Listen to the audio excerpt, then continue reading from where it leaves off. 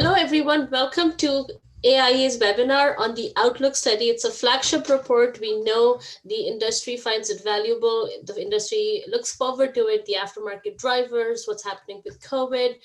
We are all excited to present this to you. And we had EY's global expertise weighing in on the Outlook study this time around. We are very excited to present that. Before I go any further, a huge shout out to our sponsors. You will see them on the screen right now.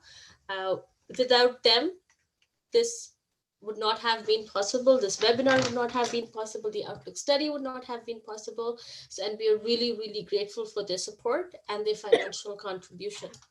I would also like to take this opportunity to thank our COP. Now, Community of Practice is a group of industry people, industry experts who weighed in and validated the data, who provided the guidance that we need for a report like this. So I would like to thank Zainab from Uniselect, Christy Fountain Tire, Nathaniel from Grote, Pascal from Wakefield, Derek Suen from Dorman Products, and Catherine Jones from Dorman as well, Melissa Arbour, Canadian Tire, Andrew Shepard, and Michael Paul from AIA Canada. If you would like to be part of our COP for a future project, please let me know. You will have an opportunity to share your contact details. I would now like to invite JF Champagne, our president of AIA Canada, to share a few words with our members who are on this call. Great. Well, thank you very much, Shamsia. Welcome. Good afternoon, everyone. A few words simply to thank you all for participating today. Specifically, I would like to acknowledge the great work that Shamsia has done on leading this project. I know you have acknowledged the sponsors, the group from EY, as well as the community of practice. But Shamsia, you've been instrumental to the success of leading this great project because, as you said in the opening, we've taken a different direction. We're listening to our members. Your business is changing, and so is ours. And so we need to adapt as you are having to adapt to the change in reality. And so we seek a new partner, and as you mentioned, a global partner in EY to bring a new revamped and improved Outlook study. We're very excited about it. And so we're going to obviously hear from them. And I'll just take a few more seconds simply to acknowledge again, as you said, the great financial contributions of our sponsors. I know this has been a difficult year for many of you, and including your sponsors particularly.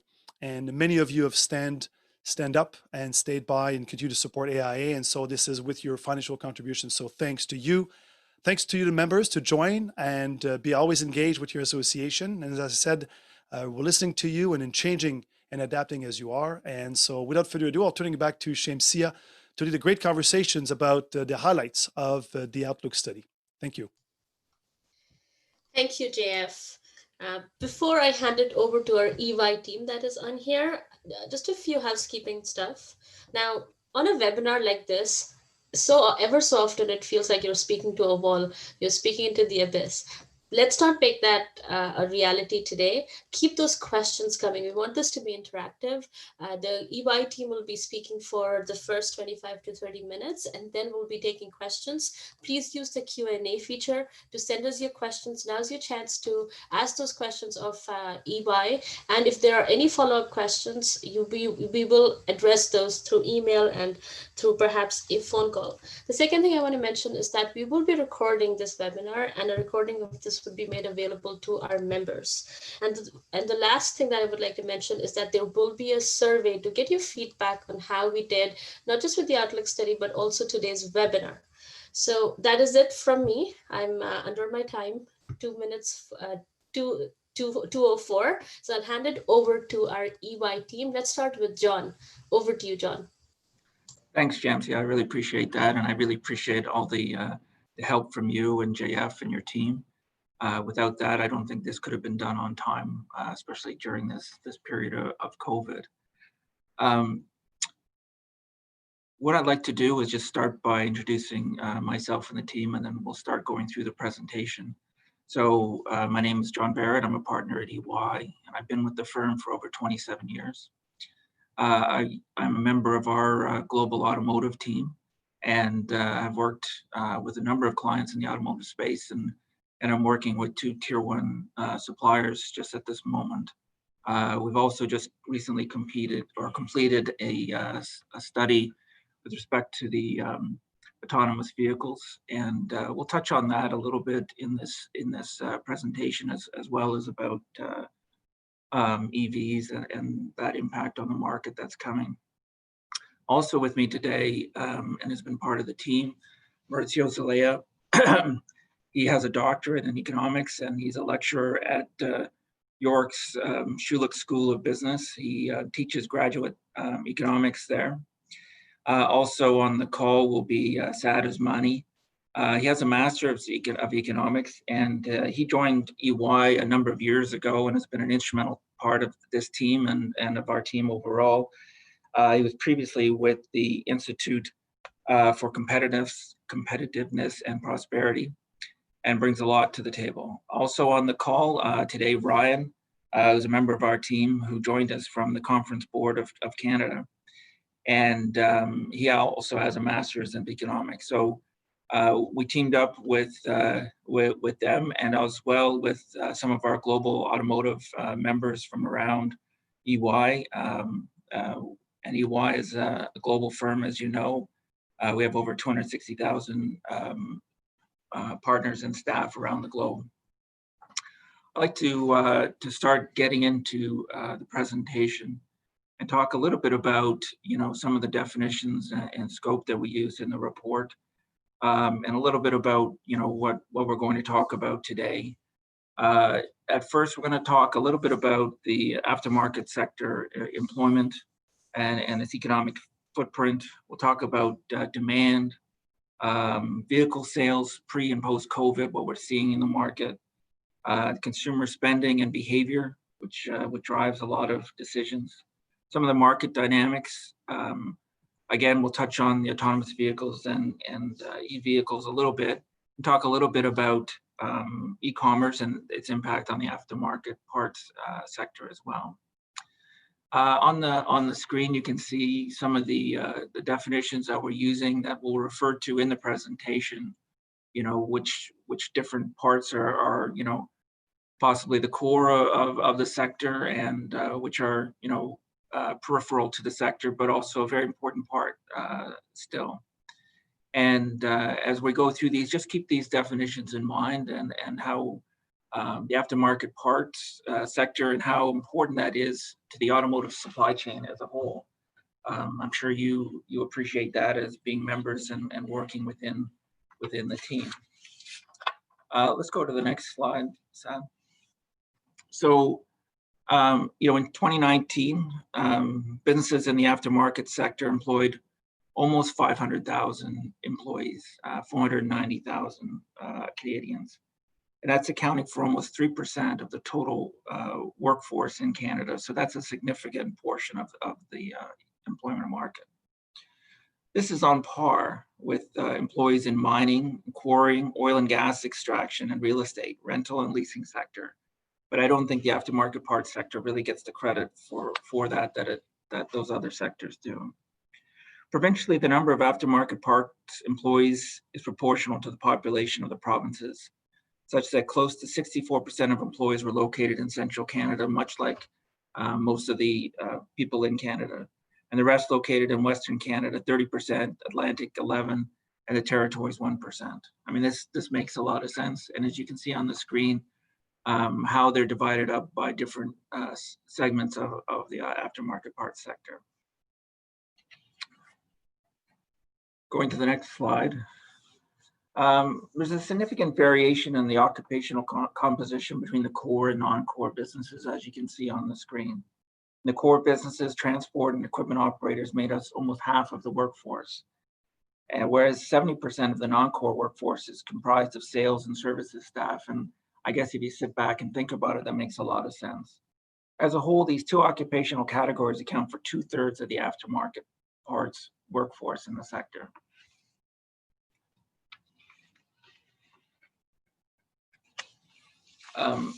Is there a lot of diversity in the aftermarket parts sector? Yes, there is, absolutely. I think it's reflective of Canada as a whole. 31% of the aftermarket parts sector identify as female. That's not, not 50% as of the population, but it's still higher than you might expect from someone outside the sector. Close to 20% of the aftermarket workforce is foreign born, which again makes sense given the immigration to Canada that's building this great country. And lastly, 5% of the workforce were First Nations or Indigenous. And again, that's probably on par with Canada as a whole. Is the aftermarket part sector growing? Yes, and it's growing at probably a greater pace than a lot of other sectors in the Canadian economy. If you look at the graph here, you can see that it's grown from just over 400,000 to close to 500,000, or approximately 20% over that period from 2010 to 2019. But obviously, this is pre-COVID. Provincially, Prince Edward Island has recorded the strongest growth, followed by Alberta and Manitoba. And within that sector, the core businesses, 20% have outgrown non-core businesses, 17%, but they still have very good growth levels in terms of employment. So I think, as an aftermarket parts sector, they've done great things for Canada and employing a lot of Canadians. John? Yeah. Sorry, I'm just going to quickly interrupt here. Because we are on the workforce slide, I have a question from one of our attendees, and they said that they've understood that there are 64% of employees in Central Canada. Which provinces have you included in Central Canada in your analysis? Sad, correct me if I'm wrong, but I believe we're using Ontario and Quebec as Central Canada. Is that correct? Yes, I believe that's correct. Yeah. Thank you. Okay.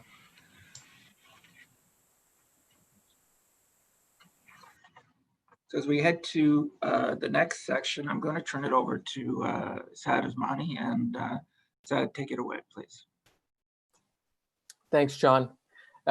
In this section here, we really want to start doing a deep dive into the sector as a whole and having an understanding of the indicators that are the key drivers of the aftermarket sector overall, getting a sense on what the historical patterns have been for these specific indicators, what the future may hold, and then getting into some of the numbers around what the current revenue stands at of the sector as a whole, as well as understanding and parsing out some of the individual segments of the aftermarket sector. So really want to just start off by looking at the number of vehicles in operations, or VIO, which is a key driver of the aftermarket demand overall. Total VIO in Canada were expected to reach an estimated total of around 30 million in 2020. And this is up from the 25.4 million that was seen in 2015. So over the 5-year period, this represented a 17% growth. What we've seen is that with consumer preference shifting away from traditional passenger cars, such as sedans, the growth was mostly attributed to the light truck segment, which includes pickup trucks, sport utility vehicles or SUVs, as well as light delivery vans. So while new light vehicle sales are expected to be impacted by the pandemic-induced recession, the analysis of the historical data actually shows that there's very little fluctuations in the number of VIO during economic downturns. And so while that's an indicator, we definitely want to keep an eye on, it's something that, based on our understanding of previous recessions, that might not be something that changes too much. But looking forward, we also have to factor in the health aspect of the pandemic and how that might change some preferences as well. And we'll certainly be looking into that later on in the presentation. So moving on to another key indicator, which is the annual kilometers driven. As we know that the total demand for aftermarket products and services is closely linked or tied to vehicle wear and tear. And this is really a function of the distance traveled. And so prior to the pandemic, kilometers driven had grown at a relatively steady pace. However, our analysis shows that Canada's containment measures have actually resulted in a sudden and sharp decline in kilometers driven. And in fact, for 2020, it's forecasted to drop by 30% relative to 2019. And so this assumes that a vaccine doesn't become widely available and that a second nationwide lockdown does not take place. And nevertheless, we expect that for this year, the annual kilometers driven will drop to around 240 billion relative to the 341 that was seen or forecasted for 2019. What we will say, though, is going forward, the kilometers driven will depend largely on the course of the virus. And so, to what extent will we see individuals going back to public transportation, using ride-sharing services, as well as the preference for working from home. We've really seen in the breakdown of some of the vehicle and distance travel that there's a reasonable proportion of total driving patterns that relate to the commute from work to home. And so if that is something that we see a permanent shift in, then we might see a number or a permanent shift down in the annual kilometers driven relative to what it would have been if the pandemic had not taken place. Another component or indicator we took a close look at was the new light vehicle sales. And so, the numbers really show that the sales have been in decline even prior to the pandemic since a recent peak in 2017. And in fact, are expected to dip significantly this year relative to 2019. The sales data suggests that Canadian consumers have a strong preference for light trucks. And this is likely tied to the higher residual value, as well as the perceived safety of trucks. More than 2/3 of new vehicles sold between 2015 and 2020. So approximately 8 million vehicles were estimated to be light trucks. And so really the discussion around pre-COVID takes us to understanding that the decline prior to COVID was likely attributed to a number of macroeconomic factors and changing consumer behaviors.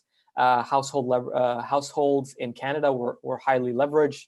The household credit to disposable income ratio actually reached a record high in 2017 and has remained elevated since. And so this has really limited the ability of many Canadian households to finance new vehicles. We also saw a slowdown in the oil-producing provinces, which meant that businesses and individuals in these regions would delay the purchase of new vehicles or in fact would prefer to purchase used vehicles instead. We also saw a rise in ride-hailing services such as Uber, which disrupted a lot of the traditional forms of mobility. And this may again have diminished the need for owning owning a vehicle, especially as it relates to in urban areas. And of course, when we look at the 2020 numbers, this has really been compounded by the COVID-19 pandemic. And using forecasts from TD Economics and LMC, our analysis suggests that new vehicle sales are expected to slip down to 1.4 million in 2020, which would represent a 27% decline relative to the numbers seen in 2019.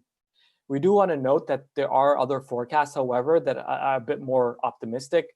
Scotiabank, for example, forecasts that they expect 1.6 million new vehicle sales for 2020. Now, currently we do see a sort of second wave underway in many parts of the country, and so this certainly will add some uncertainty to the forecasts, and as well as any developments that we see in the new year as well.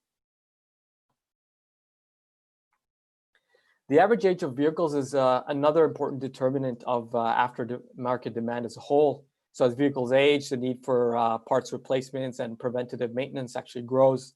And according to the Frost and Sullivan study in 2018, close to 72% of vehicles in operation in Canada were 4+ years old.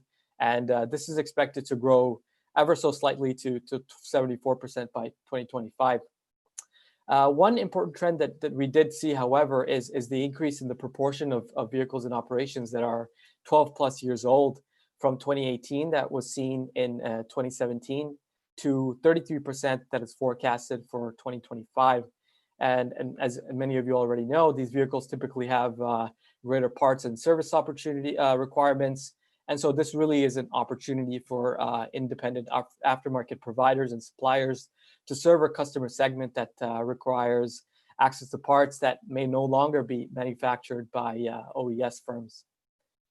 However, going forward, it remains uncertain how the average age of vehicles in operations may change in a post-COVID world. We did take a look at some indicators from the US, and they really show that there's been a growing number of consumers that are willing to hold on to aging vehicles and delay their purchases in the face of economic uncertainty. And so then it's likely that vehicle owners and prospective consumers in Canada will display some similar levels of behavior as seen in the US, which would then push up the average age of vehicles in operation.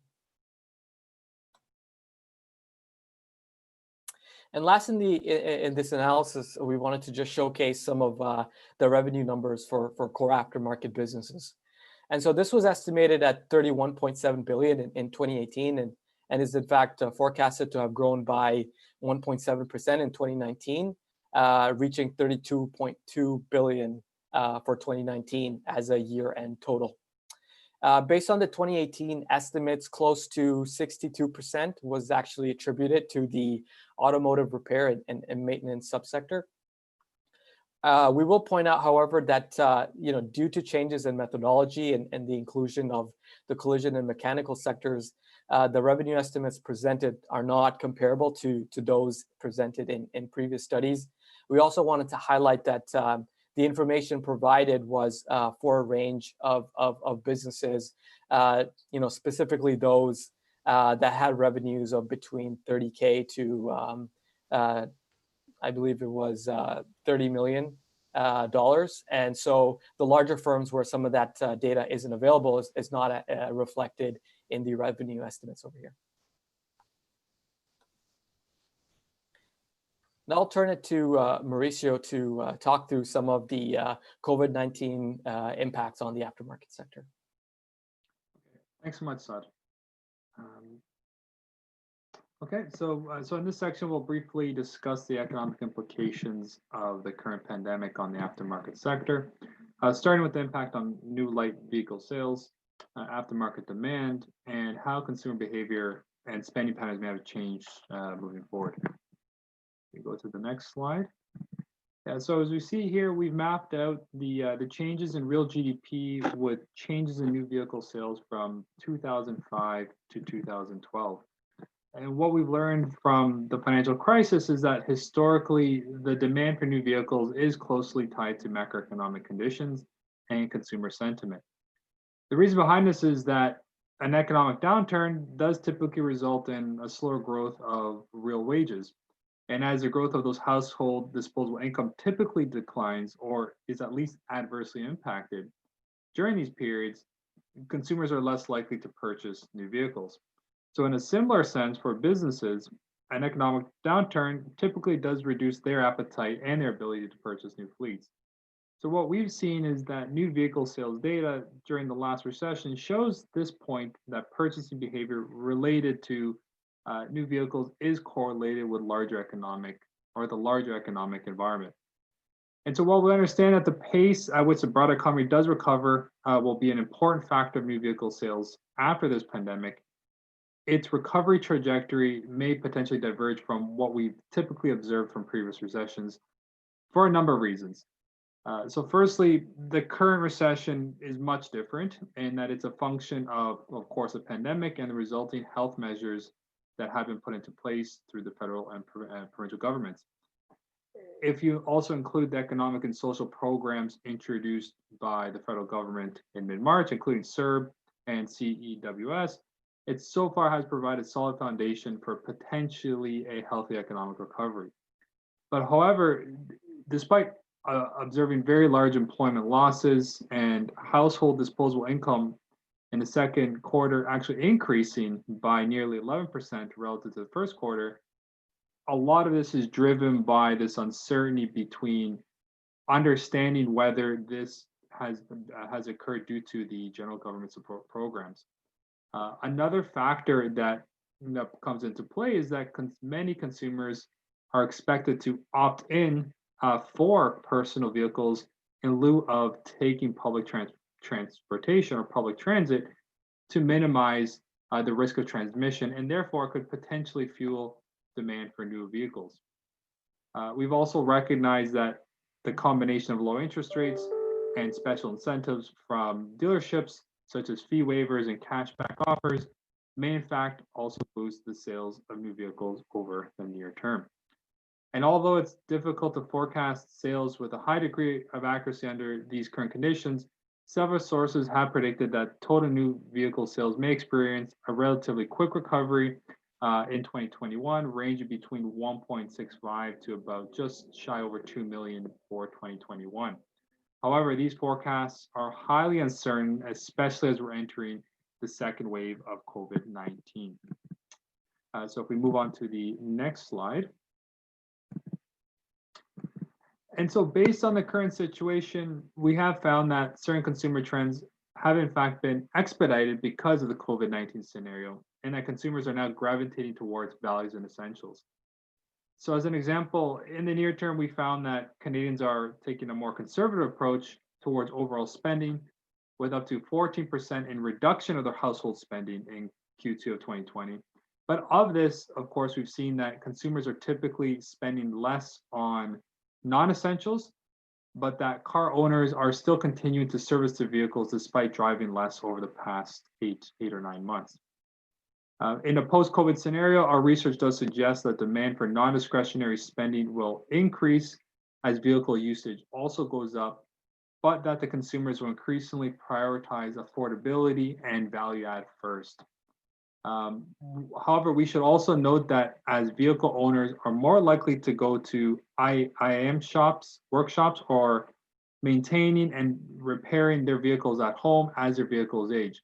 So we've noted that the primary reason for choosing an AIA workshop over dealership is the perceived higher value and lower pricing that they would receive. So in general, we expect that consumers are likely to spend more for best or above average quality on automotive parts that is perceived to be very critical for safety. So this refers to brakes, tires, steering components. But for other components such as headlights, windshield wipers, and exhaust systems, consumers are likely to be more conscious about the costs. If we were to move on to the next slide. And so moving forward, if we shift our lens to the M&A activity, we believe that the aftermarket sector may remain quite active in a post-COVID world. So what this means is that historically, we've seen consolidation of key market players after recessions for a number of reasons.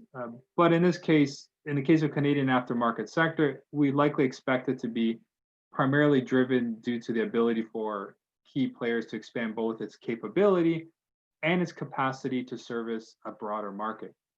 So as examples, we typically see the consolidation of smaller players for the purposes of acquiring new customers, but also driven to generate synergies and cut costs as they grow acquisitively versus organically. We also note that in a post-COVID world, agility and having e-commerce capabilities are the key for success. So for companies that can remain agile and have a robust e-commerce footprint, they are more likely to come out on top moving forward. And as we shift to the next slide. And as part of understanding consumer sentiment and emerging consumer preferences, we have seen shifts in the competitive landscape in both China and North America, so US and Canada. So as an example, we've seen that consumers in China have shown an increasing preference towards an online service model, which offers a consumer a much more convenient touch point with businesses through online bookings or part selections and payments. So all through from the beginning of point of contact with the consumer near the end to invoicing. Whereas in Canada and US, we may now begin to see the emergence of an emergence of shifting towards the volume of aftermarket sales conducted through online channels. But what we have found are a number of challenges. And what those challenges are is that we believe that small and independent aftermarket businesses may lack the resources and technical know-how for digitalization. We've also noted that new players such as e-commerce giants, so we think about Amazon, may in fact enter the aftermarket value chain and may pose as a greater threat to the automotive sector. We also note that the car dealerships may increase their presence in the aftermarket space in anticipation of slower new vehicle sales over the near to medium term. But also there are strategies to help mitigate some of these challenges. And what that could be is that having a stronger customer service oriented approach while considering expanding and investing in digital capabilities may help some of these small and medium-sized businesses. In this same line of thinking, we should also consider either expanding e-commerce capabilities or building an e-commerce footprint through third-party platforms. We've also noted that one should consider developing a dynamic and flexible pricing system to capture maximum customer willingness to pay. And also, lastly, to prioritize value and essentials to capitalize on changing consumer preferences. So I'll pass it over to Saad here to discuss emerging trends. Thank you. Thanks, Mauricio. Really in this section of the presentation, we wanted to do a deep dive or focus on the trend towards rising e-commerce transactions and capabilities, as well as the trend towards the purchase of electric vehicles. You'll find that in our report itself, we'll go into a lot more detail within these sections specifically, or these topics, but we also provide a more detailed discussion around shared mobility as well as autonomous vehicles, and you'll be able to find a lot more information there specifically. So I guess starting off with just understanding the shift towards e-commerce, we find that even though we've seen that the shift is beginning to occur in Asia and places like China, and there's been indication that that's also happening in the US as well as Canada, it is expected to accelerate beyond the pandemic. And for businesses in the aftermarket sector, the key is really to adapt fast and understanding the challenges and opportunities and reacting accordingly. So in the current state, we see that on a business-to-business level, distributors were already relying on e-commerce systems. They had the infrastructure and the capabilities to serve their clients, and they were doing so. On the business-to-customer side, sales before COVID were predominantly facilitated through brick and mortar stores. And again, we're seeing a shift of that happening right now. Even prior to the pandemic, e-tailing was gaining traction. You saw BMW and Ford entering the aftermarket space, as well as e-commerce giants such as Amazon. But again, we see that being something that may accelerate given the changing conditions due to COVID. And so if we think about a permanent shift as a result of COVID, really that leaves small and independent players vulnerable to a position that they may not be suitable within the next 2 or 3 years in terms of maximizing their potential for future growth, or their positioning relative to some of the bigger players. We also see that a transition towards electric vehicles may also pose a threat, given the shrinking retail revenue pool that's associated with the do-it-yourself segment. And we also find that another challenge may be the growing pricing pressures put on traditional businesses due to greater price transparency and the market entry of bigger players that are able to compete on price as well as consumer and customer service. However, this also opened up some opportunities for existing players, particularly those who are able to enhance their e-store capabilities to cater then to the do-it-yourself customer segment over the short to medium term, as consumers become more value-oriented.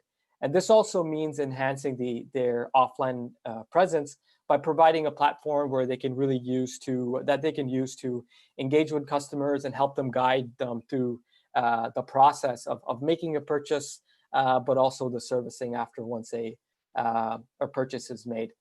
It would also add credibility to the companies and trust while increasing their brand awareness as well. And so for aftermarket businesses, it's really about better understanding their consumer preferences or their customer preferences as well, which they can do with increased online capabilities, and also understanding buying behavior, and then facilitating or making concentrated efforts towards optimizing inventory and managing procurement better once they have more visibility in understanding the flow of goods as well as the customer preferences moving forward. We also wanted to do a deep dive or a highlight at least of some of the trends we've seen in the electric vehicles market. So as this graph shows, the demand for electric vehicles has driven sharply between 2015 and 2019, is expected to keep growing or maintain its fast pace of growth well beyond the pandemic. And we saw between 2015 and 2019, for example, that annual sales of electric vehicles in Canada rose from 6,500 units in 2015, which was approximately 0.3% of total new vehicle sales, to nearly over 55,000 units in 2019, which represented or was just shy of 3% of total new vehicle sales in that year. And so this growth was likely fueled by high gas prices, the introduction of rebates from provinces and the federal government during that period. However, heading into 2020, the economic disruption will likely curtail demand for electric vehicles, as you see on the graph here. However, additionally, some of the drops that we see in gas prices will also diminish the cost advantage of electric vehicles compared to combustion engine vehicles. As such, the vehicle sales in 2020 are expected to decline by 24% in relative to 2019 levels. However, going forward, these are expected to rebound relatively quickly and continue their trajectory, and may reach 180,000 units in 2025, which would represent 9% of forecasted total new vehicles in Canada. What we will also note is, although the sales of electric vehicles is something that we see rising at a rapid state, it's also to keep in mind that as a proportion of total vehicles in operation, electric vehicles are still a relatively small proportion of the total vehicles in the market right now, or that are currently operating. And this will only change once we see a continued shift towards increased preferences towards electric vehicles, and as a lot of the combustion engine vehicles will transition away. And so, you'll see more and more electric vehicles on the road. And I think, John will actually expand here a little bit based on some of the trends and market transactions that he's been seeing. Sorry, John, I think you're on mute. Sorry, thanks, Sad. Over the next 5 years, most of the OEMs, or all of the OEMs, have committed to transferring their new platforms to electric vehicles. That does take time. It takes 18 to 24 months to tool up a plant and to change the platform, and to change the supply chains and get all the parts PPAP'd and approved for use on the floor. So that does take time. So I do think that the growth projections that we have here up to 2025 make a lot of sense to me, and a lot of sense to the people that I've spoken to in the industry. After that, I do think it'll be increasing significantly and much more rapidly after 2025. One, there'll be many more choices. The increased production will lead to lower unit costs and will lead to higher adoption rates. In addition, governments around the world and in North America will assist with the development of infrastructure, recharging stations. The time to recharge has decreased significantly over the last 10 years and will continue to do so. And as those things happen and the ranges increases and the costs come down and the choices increase, for electric vehicles, there's going to be much higher adoption rates. So I do think after 2025, it's going to increase much more rapidly than it is up till now. So I think that's something that to keep in mind, and as those changes happen, some of the combustion parts demand for certain combustion parts like gas tanks and things like that, or parts for combustion engines will start to decline. But again, that'll take time. It's not something that's going to happen overnight. It'll be a transition over many years. You know, at least 10 years, I would say. And that's something that, you know, there's opportunities and threats within that as well. So that's just something to keep in mind in the back of your mind when you're planning your strategy for the future. That's really the end of our presentation here today. We'll open it up to questions with Shamsia. And again, thank you for listening and having us here today. Thank you. Thank you, John, Sadan, and Mauricio. I have a question by Remy, and his question is, you know what they say, they don't build them like that anymore. And he's asking is, why is the volume of 8 years plus vehicles decreasing in 2025? Are the cars being less well built? The current cars are being built, are they not being built the same way as maybe 20 years ago? Well, I think you know, we're all getting older and not better. At least I can speak for myself. So I'll let Sad get into the details of it. But I think, you know, part of that trend relates to, you know, purchases of new vehicles and some of the trends that are in there, as much as the quality of the vehicles. Certainly quality has improved, I think, over the last, you know, 20 years. So I think that there's other things driving that. Sad?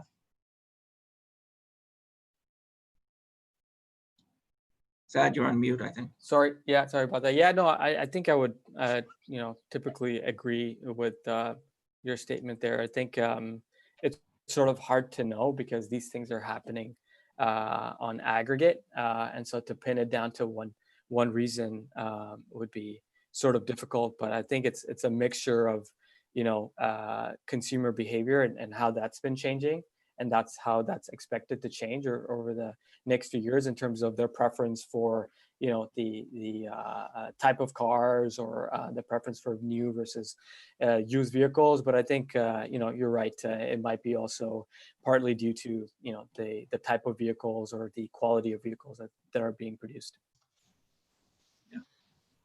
Great, thank you, Sad.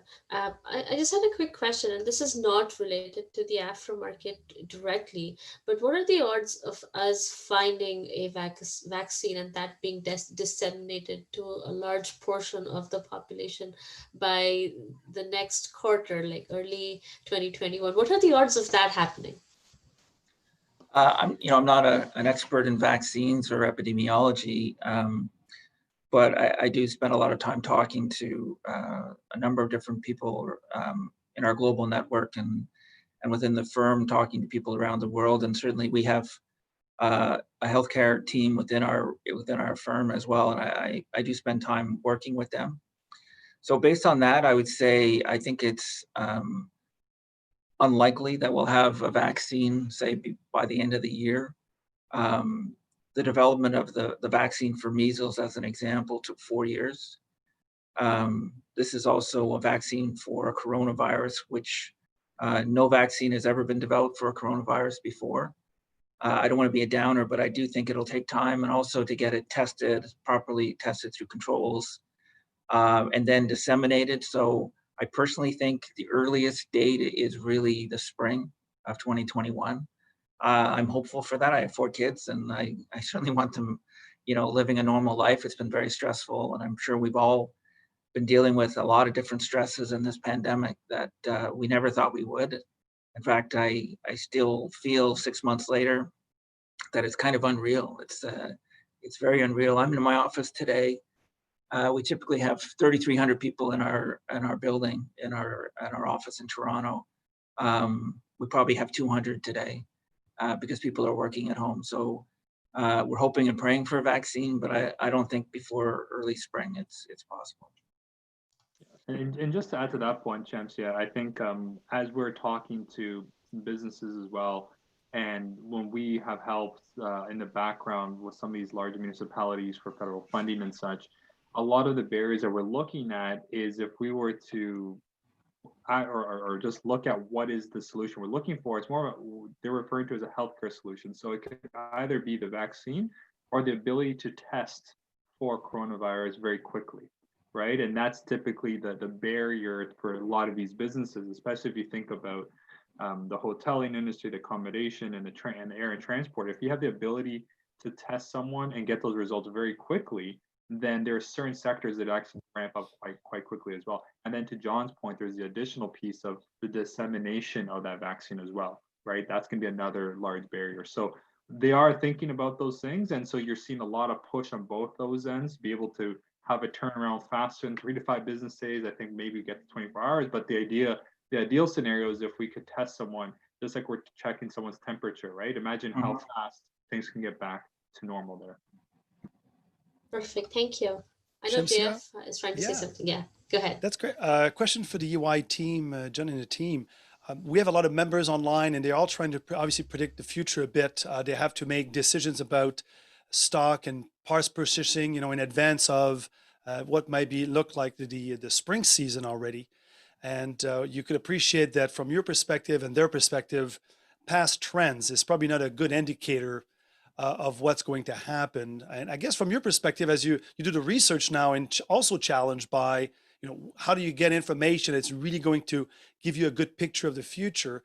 What would be maybe the recommendation you would have to your members in terms of trying to find more information as the time goes by to be able to make the right decisions in terms of, what does that market going to look like in the next few months? Sure. Let me start, and I'll turn it over to Mauricio.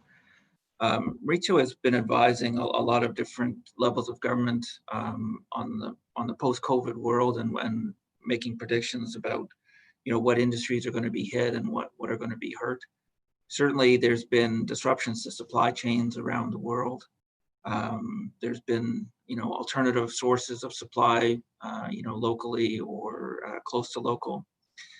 So there's all these different factors that are going on in terms of finding different avenues of research and information. I would suggest, listening to, a lot of different economic forecasts, whether that's EY or some of the banks or the federal government. There's certainly a lot of information that are out there. Keep an ear to the ground, listen to, your industry association, the AIA, listen to things or announcements from the OEMs. They certainly are making a lot of announcements about this plant is up, that plant is up, we're at this kind of production and so on. And if you go into even dealer networks and you take a look at, what kind of incentives are they using to encourage the buying of new cars, that's also an indicator of, where the market is and what the big OEMs think of where the market is, because they need to turn over those cars. They need to push sales through the system. I think we're seeing, overall that, and certainly with clients that I'm dealing with right now, that production is down significantly. It's rebounded from early days of the pandemic, but certainly they've got a long way to go before they're back to normal. There's a lot of uncertainty, and I'm afraid that I would say for the next 6 months we're gonna still live with a lot of uncertainty until we get into the spring. Maurizio? Yeah. Thanks, John. And I think it's great. And some of the work that we've been assisting both the municipal, provincial, and federal governments, but also large associations similar to AIA and also regions, is looking at their supply chain resilience, right? And that's going to be very, very important, because we think about this current situation. What it really has done is it's exposed the supply chain both in either areas in which the supplier or the business themselves should be able to diversify itself if there is, say, an uptick in demand and there's a capacity question out because there might be a shortage of your inputs coming in, but also a capability question as well, saying if things are moving this quickly, how is it that I can respond to that quite fast? And so you take that all in, you step back, you look at your own business and say, well, what are those areas of potential challenges, and how is it that I can either diversify myself to better react? And this is typically what we've seen for those businesses and across all sectors, in fact, have actually able to stay ahead of their competition, is able to react quite swiftly and quickly. And so a simple example of that is a lot of retail and consumer businesses almost immediately shifted and spent quite a bit on the e-commerce platform. And that helped somewhat flatten out how low that peak can go. But moving forward, it's to John's point, is now looking at from the consumer end, or whoever consumes your product, all the way back to you, and say, well, what's driving their consumption patterns? And admittedly, there is a lot of uncertainty, because a lot of the questions that economists are thinking about, us included, is CERB and all these other programs, are they propping up certain areas within the Canadian economy? It's a very difficult question to tell, especially recognizing that for certain businesses and certain programs, they're actually going to stop near the fall. So we're thinking about the deferral of mortgages as an example. If that stops now, then how does that actually have an impact on other consumer spending patterns, which of course also lends itself to the automotive sector? So these are all things that we should really be thinking about moving forward. Mauricio, you had a point about how some certain retail businesses pivoted to selling stuff online. Do we have an example of an aftermarket B2C success story? Digitization is going to be a challenge, but do we have an example from your experience and your research that you could share with our audience today to sort of give an example of how this can be done in the aftermarket industry? Yeah, so what I could say is there is a very well-known Canadian retailer. Now, we do have to anonymize it for obvious reasons, I think. But what we have found is, for this particular company, is they found that they weren't defined as an essential service. So at the very beginning of this pandemic, very difficult for all businesses, because these policies were changing daily, not even on a weekly or monthly basis. So the reaction was very hard, but they were actually working very hard at the executive level to understand that. But once they recognized that they had the ability to do, say, curbside pickup, almost immediately they pushed very hard and say, if curbside pickup is available, how is it that consumers were able to do so? And so they did actually have an e-commerce platform, but that increase and that upgrade in the capacity is actually what helped them succeed over this time period. And it is a Canadian retailer that does often sell automotive parts. So you probably are able to guess what company that might be, but I'll just kind of leave it at that. Yeah. What I will add to that is, we have seen success in the U.S. I mean, it might not be Canada-based, or they might have specific capabilities. But for example, carparts.com in the U.S., they hit their strongest sales ever recorded, right? And so they were expanding their capacity in the middle of COVID. And so even though it's not maybe directly related to some of the aftermarket businesses, it's just understanding how companies were able to mobilize, or it's about having the infrastructure ready, or if you don't have it, how do you mobilize to get it ready and roll that out in a quick manner and in a way where you can scale it sort of going forward.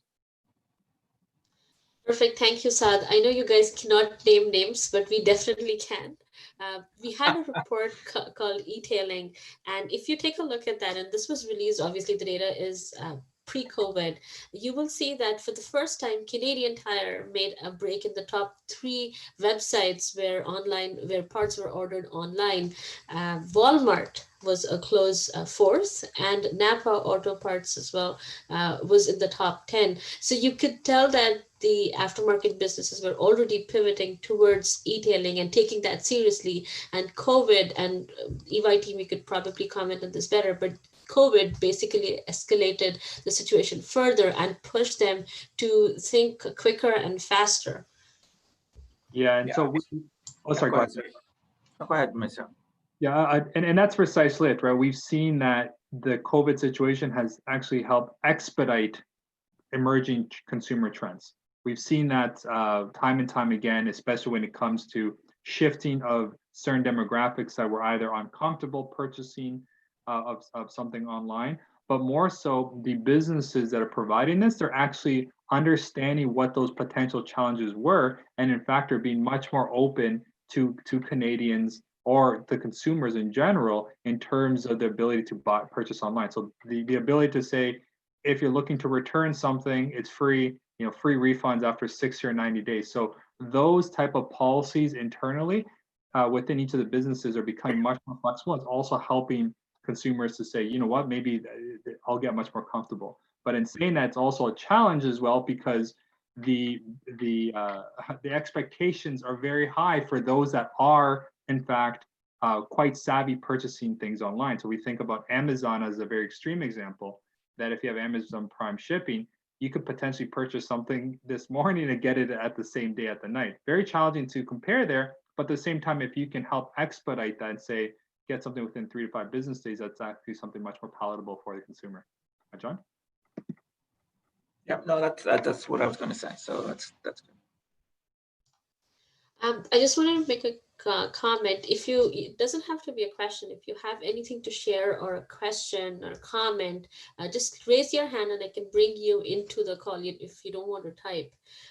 That's for our attendees, but panelists, because I don't have any live questions right now. Is there anything else that you want to add at this point?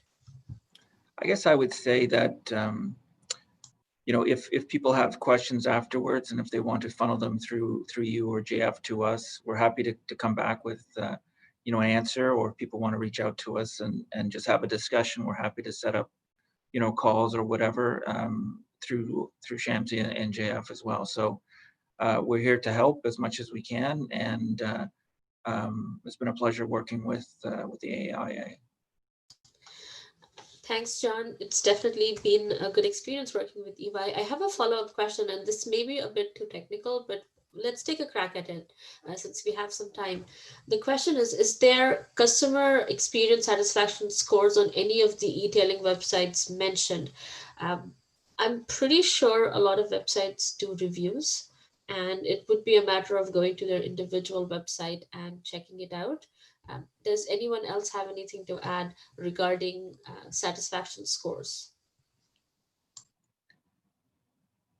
Well, I've seen it with a lot of different clients of ours that they do have those types of scores, and it's things that they track. Certainly, when we're assisting some of our clients in setting up, customer systems, we often put that in, and we track that for them. We also have a service where we track online comments for our clients and gather them up from different social media websites so that they can understand what are the complaints and what are the good things, so they can adjust their business accordingly. Perfect. Thank you, John.